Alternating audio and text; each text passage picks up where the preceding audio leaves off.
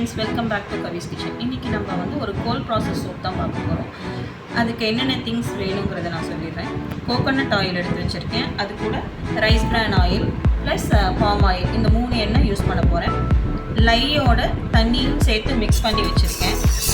இப்போ லைன்னா caustic soda கூட நம்ம தண்ணி மிக்ஸ் பண்ணுறப்போ ரொம்ப சூடாக இருக்கும். அதனால் நான் இதை முதலே வந்து மிக்ஸ் பண்ணி ஒரு 1 hour முன்னாடியே நான் ரெடி பண்ணி வச்சுட்டேன். அது கூட மஞ்சிஸ்தா பவுடர், ஏன்னா மஞ்சிஸ்தா சோப் தான் நம்ம கோல்ட் ப்ராசஸ் சோப் பண்ண போகிறோம். அதுக்கு எசென்ஷியல் ஆயில் 2 எடுத்து வச்சுருக்கேன், டீ ட்ரீ ஆயிலும் லேவெண்டர் ஆயிலும். அதுக்கு நம்ம அந்த பபிள்ஸ் எல்லாம் ரிலீஸ் பண்ணுறதுக்காக ஐசோப்ரோபைல் ஆல்கஹால் எடுத்து வச்சுருக்கேன். இப்போ நம்ம வாங்க எப்படி பண்ணலாங்கிறத பார்க்கலாம். முதல்ல கோகோனட் ஆயில்ஸ் ஆட் பண்ணோம், இது கூட இப்போ பாம் ஆயில் ஆட் பண்ணுறோம். இது கூட நம்ம ஏற்கனவே palm oil plus coconut oil சேர்த்துடணும். இது கூட ரைஸ் பிரான் ஆயில், நீங்கள் வெறும் சன்ஃப்ளவர் ஆயில் கூட யூஸ் பண்ணிக்கலாம். இப்போ 3 ஆயிலும் இதில் நம்ம சேர்த்தாச்சு. இது கூட நான் இப்போ லை ஏற்கனவே ரெடி பண்ணி வச்சுருந்தேன். லையும் தண்ணியும் ஊற்றி ஏற்கனவே நல்லா மிக்ஸ் பண்ணி ரூம் டெம்பரேச்சர் வர வரைக்கும் வச்சுருக்கேன். இதை வந்து இப்போ நம்ம ஆயில் கூட கொஞ்சம் கொஞ்சமாக சேர்த்து மிக்ஸ் பண்ண போகிறோம். அப்படியே ஊற்றிடக்கூடாது, கொஞ்சம் கொஞ்சமாக லையும்.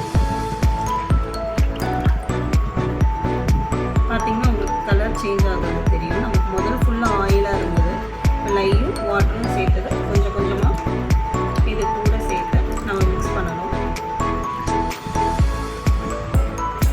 இந்த மாதிரி மிக்ஸ் பண்ணிகிட்டே இருக்கணும். இப்போ தெரியும் இதோட கலர் உங்களுக்கு எப்படி மாறி இருக்குங்கிறது. ஒரு மாதிரி கோல்டன் கலர் மாதிரி இருக்குது இல்லையா? இந்த ஸ்டேஜில் நம்ம இப்போ இப்படியும் நீங்கள் வந்து மிக்ஸ் பண்ணிகிட்டே இருக்கலாம். இது கொஞ்சம் டைம் ஆகும் அப்படிங்கிறதுனால நம்ம இந்த ஸ்டேஜில் வந்து பிளெண்டர் கூட யூஸ் பண்ணிக்கலாம்.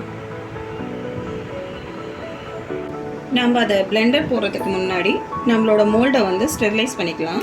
ஐபியை வச்சு நான் ஃபுல்லாக ஸ்டெரிலைஸ் பண்ணிக்கிறேன். நீங்கள் ஒரு கரண்டியிலே மிக்ஸ் பண்ணிகிட்டே இருக்கலாம், ஆனால் கொஞ்சம் டைம் ஆகும் அப்படிங்கிறனால நான் பிளெண்டர் யூஸ் பண்ணிக்கிறேன். ஸ்லோ மோடில் மிக்ஸ் பண்ணிகிட்டே இருக்கீங்கன்னா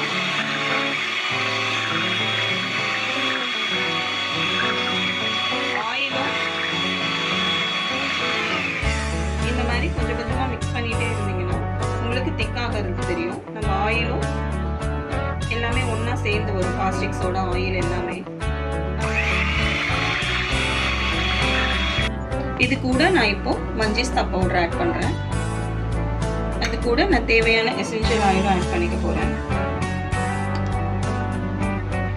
லேவெண்டர் எசென்ஷியல் ஆயில் ஆட் பண்ணுறேன், plus tea tree oil. 2 essential oil add பண்ணியிருக்கேன். இதையும் சேர்த்து இப்போது இந்த பவுடர் எதுவும் லம்ஸ் இல்லாமல் நம்ம மிக்ஸ் பண்ணிக்கலாம்.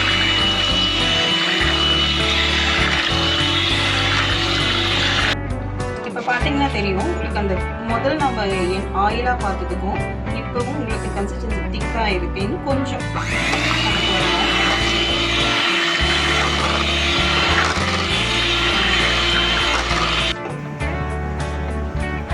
பார்த்தீங்கன்னா தெரியும். நல்லா நமக்கு ஒரு தோசை மாவு பதத்துக்கு இருக்கு பாருங்க. இது கொஞ்சம் கரெக்டாக இருக்கும். நான் இன்னும் ஒரு சுற்றிட்டு நான் எடுத்து ஊற்றிட போகிறேன்.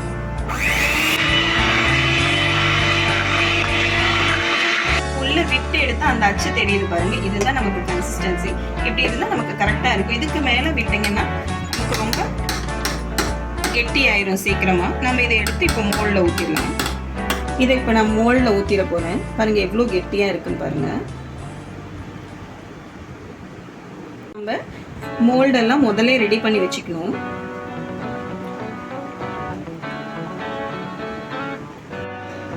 இப்போ நம்ம மோல்டில் வந்து சோப்பை ஊற்றிட்டோம். இது இப்போ 24 hours நம்ம இப்போ டிஸ்டர்ப் பண்ணாமல் அப்படியே விட்டணும். 24 ஹவர்ஸ்க்கு அப்புறம் இந்த சோப் நம்ம எப்படி இருக்குங்கிறத பார்த்துடலாம். நம்ம ஊற்றி வச்ச சோப் வந்து 24 hours இப்போ ஆச்சு. இப்போ நம்ம இதை எடுத்துடலாம். பாருங்க, நம்மளோட கோல்ட் ப்ராசஸ் மஞ்சிஸ்தா சோப் ரெடி ஆயிடுச்சு.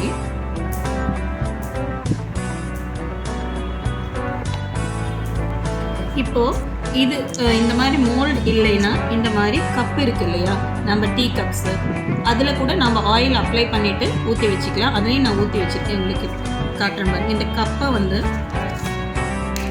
இப்படி ஆட் பண்ணிவிட்டு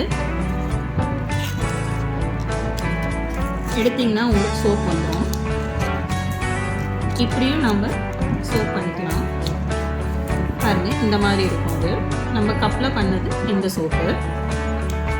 இந்த சோப்பை நம்ம வந்து உடனே யூஸ் பண்ண முடியாது. ஏன்னா இதில் நம்ம லைங்கிற ஒரு காஸ்டிக் சோடா யூஸ் பண்ணியிருக்கனால அது எவாப்ரேட் ஆகணும். அதுக்கு நம்ம வந்து 45 டேஸ் வந்து க்யூரிங் டைம் கொடுப்போம்.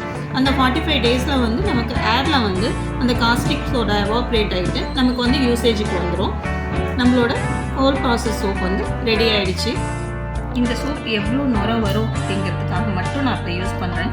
இதை ஆனால் நான் இப்போ யூஸ் பண்ண போகிறது கிடையாது. உங்களுக்கு காட்டுறதுக்காக மட்டும் நான் இதை யூஸ் பண்ண போகிறேன். பாருங்கள், எவ்வளோ நுர வருது பாருங்கள்.